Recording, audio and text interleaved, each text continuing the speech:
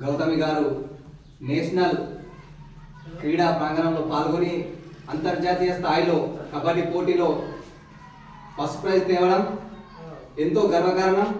అలాగే సంతోష్ అన్న గారు తమ కూతుర్ని వ్యవసాయం చేసుకుంటూ జీవనం కొనసాగిస్తున్నాడు.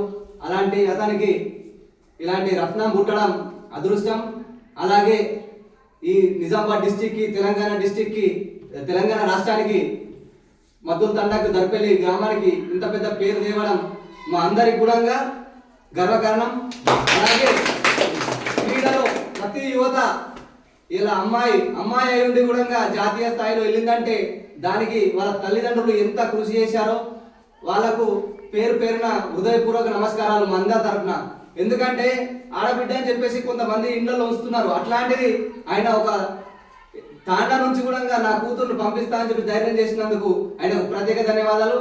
అలాగే పాప గౌతమి 10th క్లాసు ఇందల్వాయిలో ట్రైబల్ స్కూల్లో చదువుతుంది. అక్కడి నుంచి కూడా ఆ స్థాయికి వెళ్ళిందంటే ఇంకా మంచి విజయాలు సాధించి మా తెలంగాణ రాష్ట్రానికి, నిజామాబాద్కి, దర్పల్లి, మద్దుల అన్నిటికి కూడా మంచి పేరు తేవాలని చెప్పేసి మేము హృదయపూర్వక కోరుతున్నాం.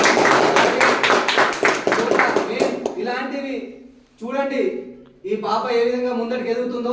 మీరు కూడా యువత అందరు కూడా ఇప్పుడు ఛాయిసెస్ ఉన్నాయి ప్రతి దాంట్లో. మీరు ఎలాంటి ఇబ్బందులు పడకుండా తల్లిదండ్రులు ఒప్పించుకొని మీరు కంపల్సరీ ముంగటి వెళ్ళండి. మీలాంటి వాళ్ళకు మాలాంటి వాళ్ళు చాలా మంది ప్రోత్సహించి ముందుకు